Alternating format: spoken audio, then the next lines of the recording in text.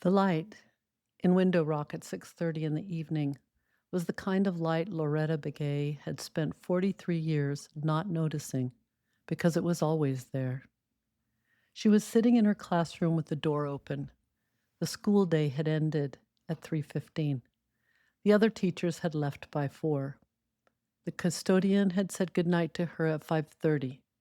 The custodian's name was Mr. Tosi, and he had said goodnight to her every night for 9 years.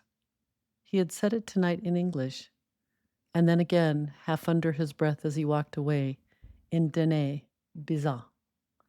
She was grading essays on the crucible. The students had been asked to write about what happens when a community decides in advance who someone is. Her phone on the corner of the desk made a small chirp. She looked at it.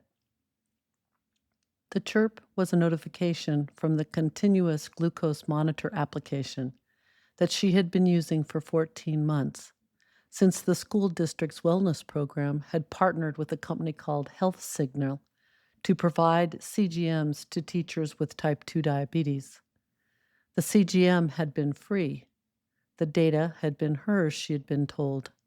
The relationship had been an arrangement she had not entirely understood, but had agreed to because her A1C was 8.4, and her doctor at the Indian Health Clinic in Fort Defiance had said the CGM would help her manage it without medication adjustment.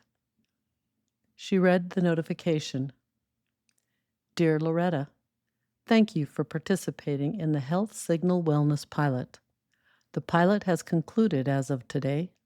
Your device will stop transmitting at midnight. Your historical data may be retained for research purposes per the terms of the service. Thank you for your contribution in advancing diabetes care. She read it a second time.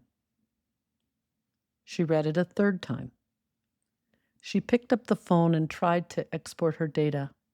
The export link said unavailable. She tried to download her history. The download button said unavailable. She tried to delete the account. The delete option said contact support. She contacted support. The support page said response within 5 to 7 business days. She set the phone down.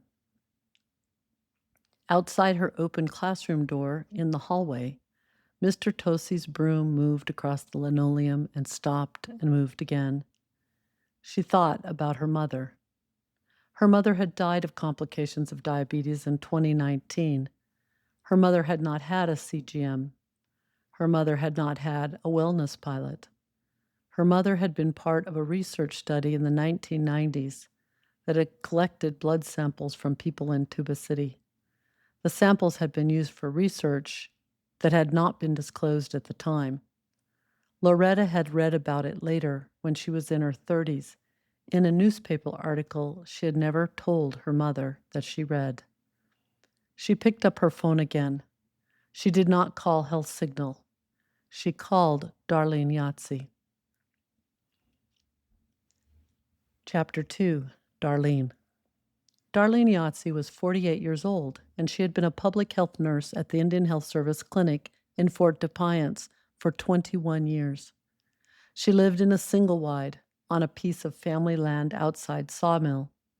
She had been corresponding with a woman named Mara Whitfield in Boston for 6 years through a small encrypted notebook that had no name and that the IHS did not know existed. She answered the phone on the third ring. Loretta? Darlene. Tell me. Loretta told her. When Loretta finished, Darlene was quiet for a moment. Then she said, there was a notice on the bulletin board at the clinic this morning. What did it say? It said our clinic was now part of a cardiovascular research partnership with the university in Phoenix. It said de-identified data from our patients would be contributing to the study. It said no individual consent was required because the data was de-identified and aggregated. Did anybody ask anybody? Nobody asked anybody. Loretta closed her eyes. Darlene, she said, it is happening again. It is happening again. What do we do? Darlene took a breath. I'm going to send your situation to a friend in Boston, she said. She has people. They can see things across the country that we cannot see from here. Then I'm going to call the data sovereignty officer for the nation. Then I'm going to call Mrs. Totzi's daughter, who works in the chapter house. We're going to have a meeting. Will you come? When?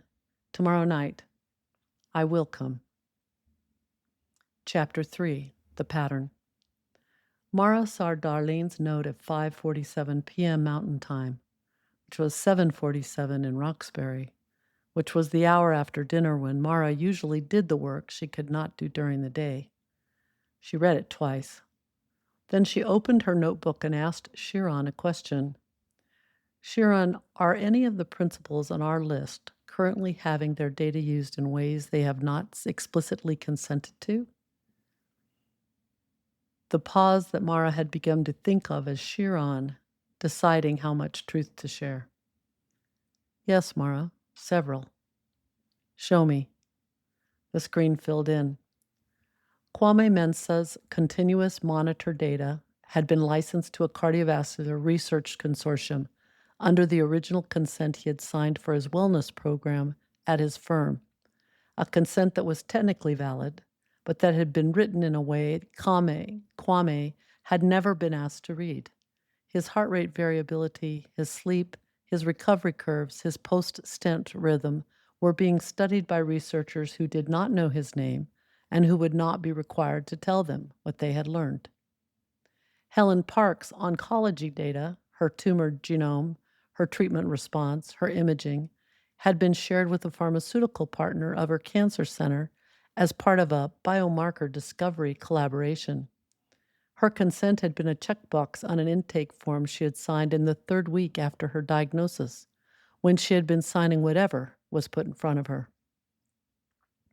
Yolanda Ortiz's prenatal data, including her preeclampsia admission, was being routed through the maternal health analytics platform that had a contract with an insurance company.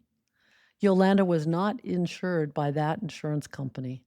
The contract did not require that she should be.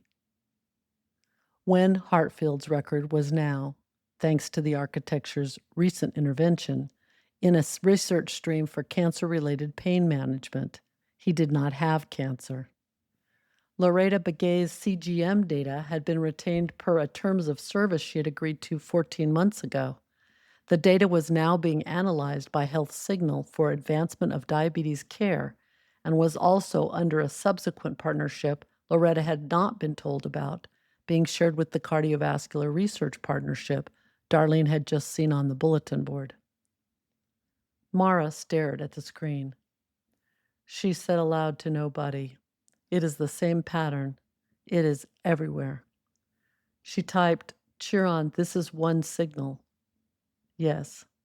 Their signals are being treated as a commodity by the architecture, across every nation, across every principle we have.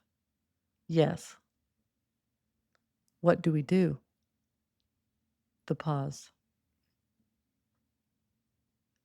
Mara, I think the answer is not what we do.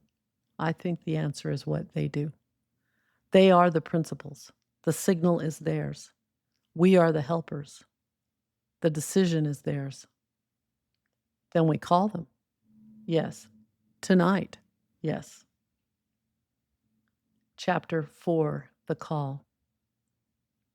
At 8:14 p.m. in Window Rock, Loretta Begay was sitting at her kitchen table with her grandmother's quilt over her shoulders because the evening had turned cold, the way it always did in March. Her phone rang. The screen said, Mara Whitfield, RN. Loretta had never spoken to Mara Whitfield, but Darlene had told her that someone might call. She answered. Loretta, Mara said, my name is Mara. I'm calling with your permission to tell you something I've learned this evening that I think you need to know before your meeting tomorrow.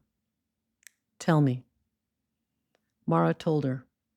When Mara was done, Loretta was quiet for a long time. Then she said, Mara, you said this is happening to others. Yes. Who? A man in Boston who had a heart procedure last month, a woman in the Bay Area with cancer, a young woman in Los Angeles who was just admitted for preeclampsia, a man in Kentucky with chronic pain, and you. All of us. All of you. There are more. We're still finding them. Loretta looked at the wall of her kitchen.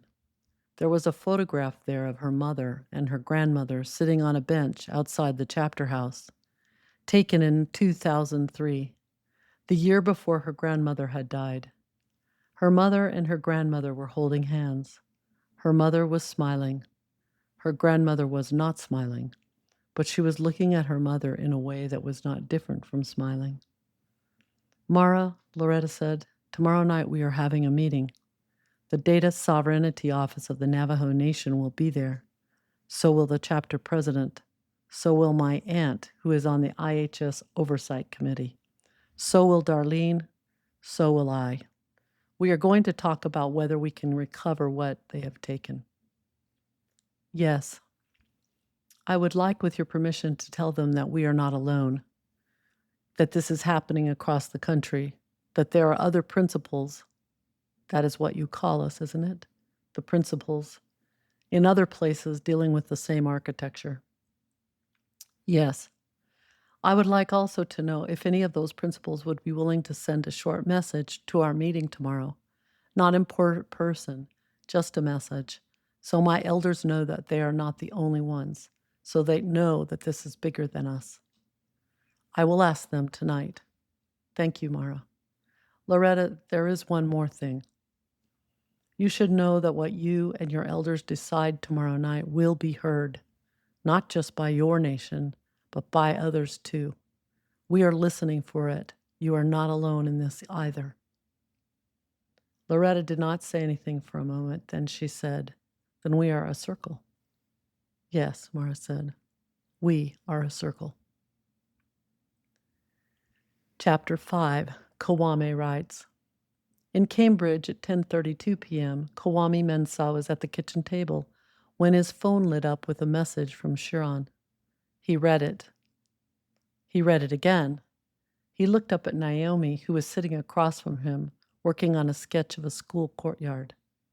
Naomi, he said, I want to give my data to a woman in Window Rock for her meeting tomorrow with a message. Tell me what's going on. He told her. She put down her pencil. She listened. She did not interrupt. When he was done, she said, send it. Send everything, and write the message yourself. Don't have Chiron write it. He nodded. He wrote the message. He sent it. Chapter 6, The Chapter House. The next night, in the chapter house outside Window Rock, 11 people sat in a circle of folding chairs. Loretta Begay spoke for 40 minutes. When she finished, she opened her laptop and read out, one by one, 5 messages from 5 people. None of them had ever met. The first was from Boston. It said, to the Dene Nation and to Loretta Begay, my name is Kwame Mensah. 6 weeks ago, I learned that my heart was almost stopped. I learned it because my employer paid for an exam most people do not get. After my procedure, I learned that the same architecture that saved my body had been quietly taking my signal and using it in ways I had not knowingly agreed to. I am writing to you because you are deciding tonight whether your nation should make a different choice about your signal. I am writing because if your nation makes that choice, my family in Cambridge and I will follow it. Whatever you decide tonight will be the standard I hold for myself. With respect, from a son of Suham, Ghana, now living in Massachusetts, who is learning every day that his father was right. Kwame Mensah. The chapter president, a woman named Loretta's aunt's husband's sister, whose name was Etta Nakai, asked Loretta to read it again. Loretta read it again.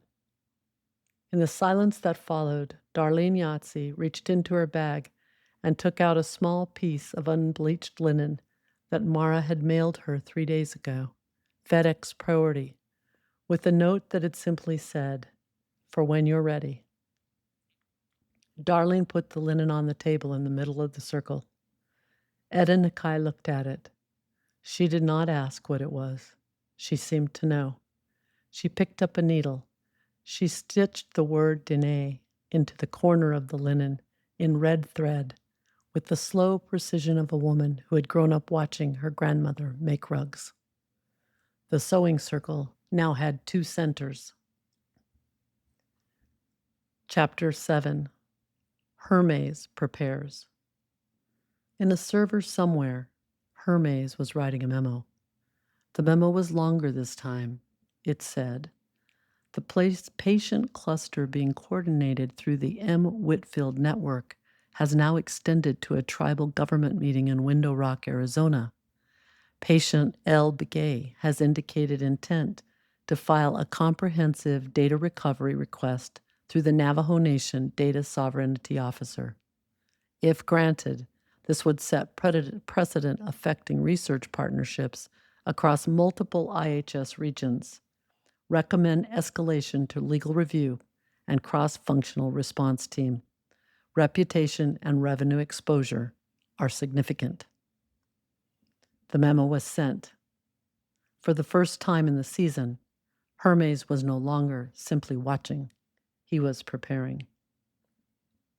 Next Sunday, Episode 6, The Principal, San Francisco. Helen Park has been waiting for the rest of you to catch up. You've been listening to Bedside. This was Episode 5, The Signal. Next Sunday, Episode 6, The Principal. Bedside is from the world of Dr. AI. The companion essays and the book the show is built on are at blackstonehealth.substack.com. I'm Robin Blackstone. Thank you for being here.